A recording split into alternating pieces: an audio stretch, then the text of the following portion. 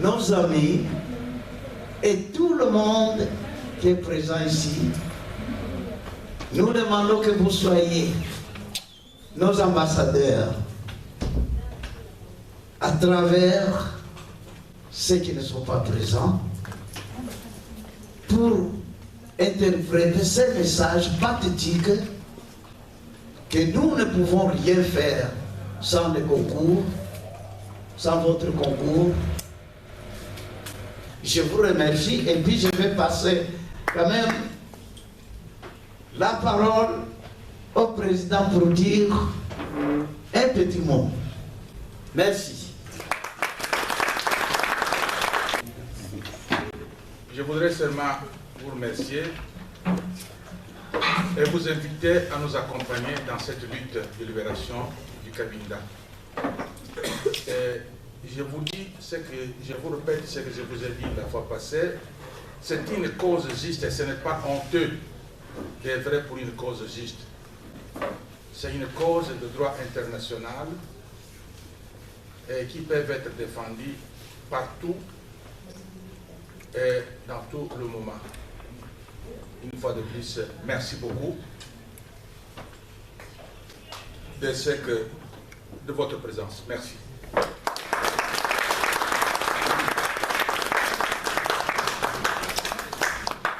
Deux mots sur cette cause juste qui va amener certainement à se battre encore, mais la volonté du juste et de la vérité vaincra. Et ce jour-là, ce peuple oublié retrouvera son originalité, son authenticité, son autonomie et la capacité à s'autodéterminer comme tout peuple qui aspire à cette grande liberté qui prend l'enveloppe de nation, État-nation. Quelle est la tâche la plus importante, si ce n'est s'occuper des autres? Et c'est grâce, par le biais de la solidarité, que le CARC joue ce rôle-là depuis 20 ans. Vous et vos amis, ceux qui vous entourent ici, qui sont les membres fondateurs du CARC, ce travail-là, cette visibilité d'aujourd'hui, va permettre son impact dans toutes les têtes, dans tous les esprits, pour que cette réelle prise de conscience de la gravité de la situation au Cabinda soit l'affaire de tout le monde et que nos autorités, quelles qu'elles soient, d'ici ou d'ailleurs, prennent conscience qu'il y a une solution à apporter immédiatement à ce conflit. Monsieur Massanga, nous souhaitons que le Cabinda, par votre intermédiaire, retrouve sa liberté, son autonomie, son indépendance. Avec les personnes qui vous entourent, qui aujourd'hui menez ce combat, et nous serons près de vous en tant que citoyens français, en tant qu'Africains, parce que d'origine africaine, en tant que citoyens sénégalais, quelle que soit notre nationalité aujourd'hui, le combat du Cabinda mérite d'être mené jusqu'à son terme, c'est-à-dire la victoire du Cabinda libre. Joël, merci. Monsieur le Président, merci. Votre combat est juste, nous sommes à vos côtés. Merci. Et puis pour remercier le professeur Massanga, président de la République du Cabinda, je suis arrivée à convaincre nos jeunes dames de vouloir vous chanter l'hymne national.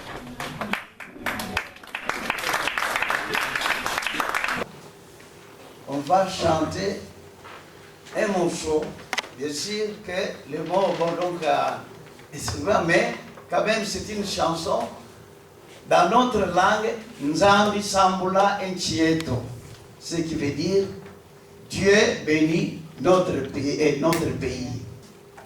Nzambi Sambula Enchieto, Ututemo Saende Maku.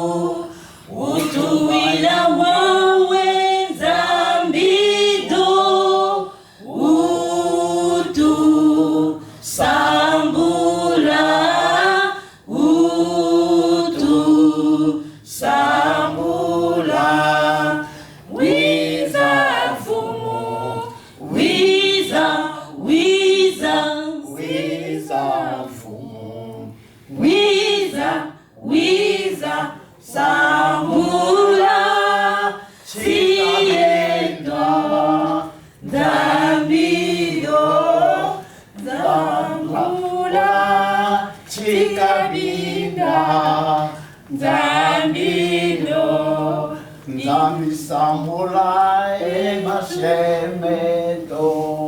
Dumbaye matoko ya upe, aleke asikola wa wosono, uba sambula, uba sambula, wiza fumu, wiza, wiza, wiza fumu, wiza, wiza, sambula, zirobinga, zambido, sambula, zikabinda, zambido.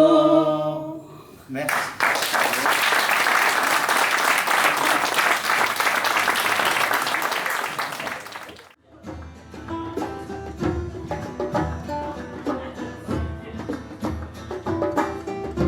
Je vous remercie et je vous souhaite à toutes et à tous les bienvenus.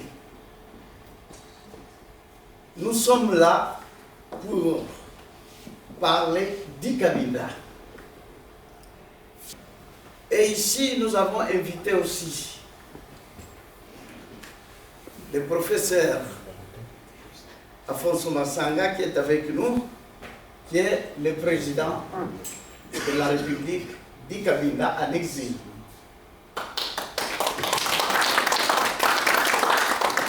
Et nous avons ici aussi M. Gabriel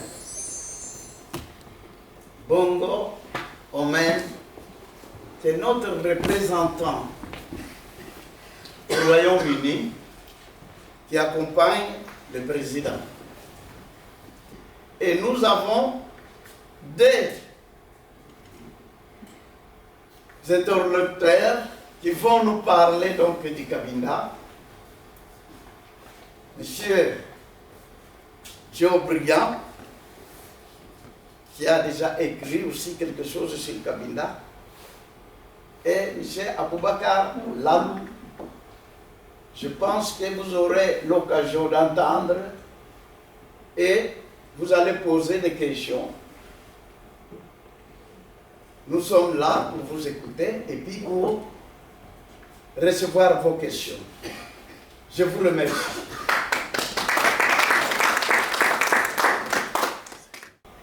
Dans l'histoire de Kabinda, c'était une enclave grande comme à peine 2 départements français, hein, qui est coincée entre l'Angola et les deux Congos, le Congo Kinshasa et le Congo Brazzaville, avec une population environ, je crois, environ de 600 000 habitants, à peu près, il me semble, à peu près, un peu plus peut-être. 1 million. 1 million maintenant, j'avais le chiffre, 1 million maintenant, ça. J'avais un chiffre qui datait de quelques années. Actuellement, c'est 3,5 millions. Ah bon, 3 millions, faites bien de me dire. Excusez-moi. Bon, 3 millions, ça. Avec les réfugiés. Avec les réfugiés. Ils sont à l'extérieur. Ah oui, donc une population potentielle, intérieure-extérieure, de 3 millions, 3 millions et demi.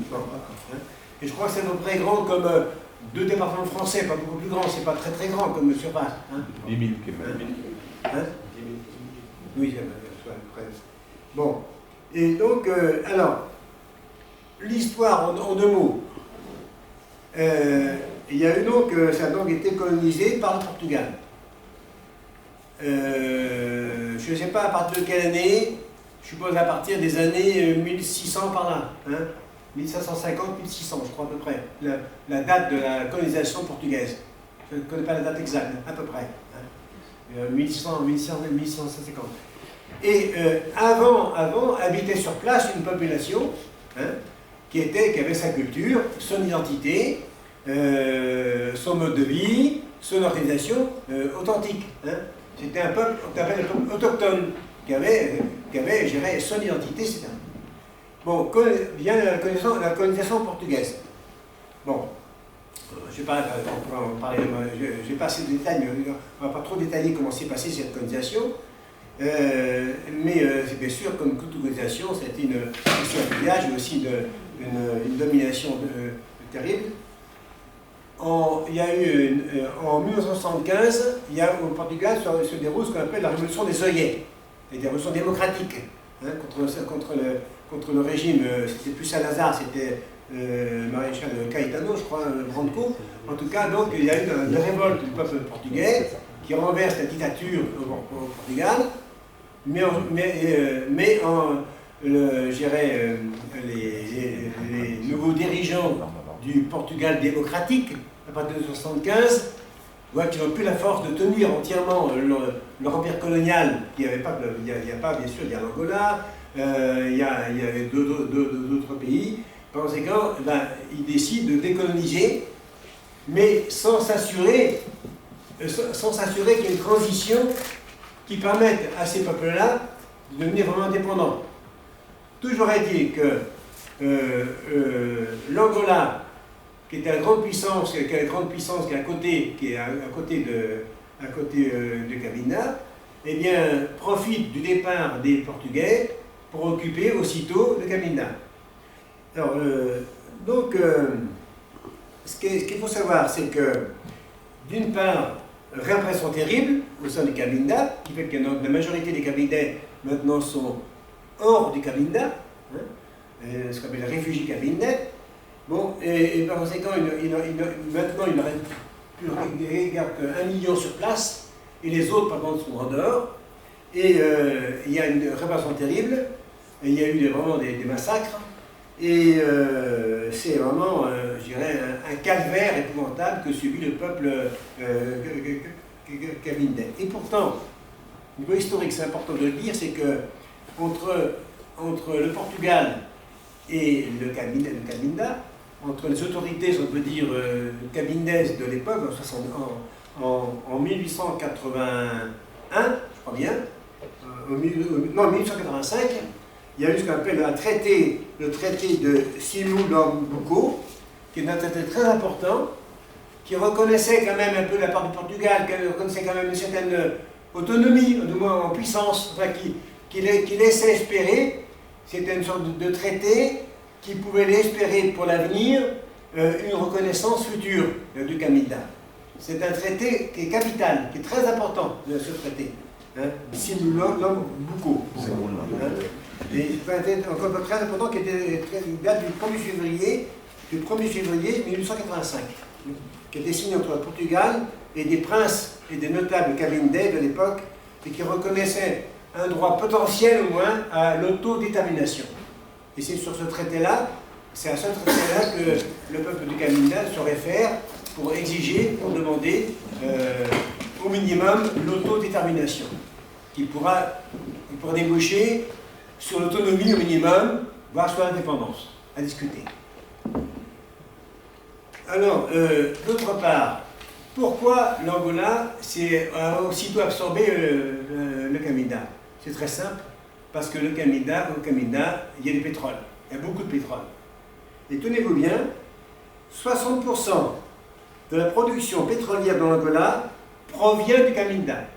60% de la production pétrolière dans l'Angola provient du Cabinda, et l'État angolais, c'est ça, 42%, d'autre part, ce pétrole d'origine cabindaise représente 42% du PNB angolais.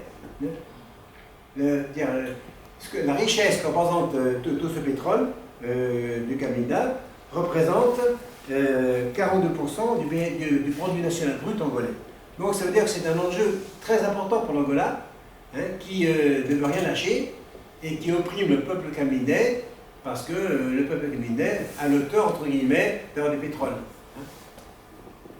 Voilà. Je crois que c'est important, je terminerai là-dessus, c'est que le droit à l'autodétermination des peuples, c'est sacré. Par conséquent, il faut continuer à soutenir le peuple cabindais dans sa lutte pour la reconnaissance de ce droit politique et humain. Merci. Si vous voyez ici, on n'a pas du tout une ampleur. On n'a pas pas l'image d'une enclave. Vous avez le Congo qui est au nord, vous avez la République démocratique du Congo qui est à l'est, et vous avez ce corridor-là de 31 km qui fait que le Cabinda n'est pas enclavé dans l'Angola. 65. Bon, 31, ça dépend de où on va. si vous partez de là, ça dépend de 65. Si peut-être vous allez là où la capitale, justement, donc ça peut être 65. Donc, ce terme, à un certain moment, donc, on a réfléchi, on en a discuté, et je me suis dit, on ne devait pas parler effectivement d'enclave, mais plutôt d'exclave.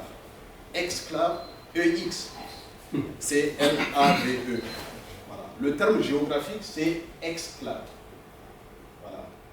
Donc, ici, nous avons la réalité géographique donc, de ce territoire, qui est un État, comme on l'avait montré, qui était le 35e État dans la charte de l'organisation, 39e État plutôt, excusez-moi, donc de la charte de l'organisation de l'unité africaine qui est devenue l'Union africaine par la suite avec Kadhafi. Donc ce terme, effectivement, il avait une connotation, effectivement, un peu de possession, d'expropriation.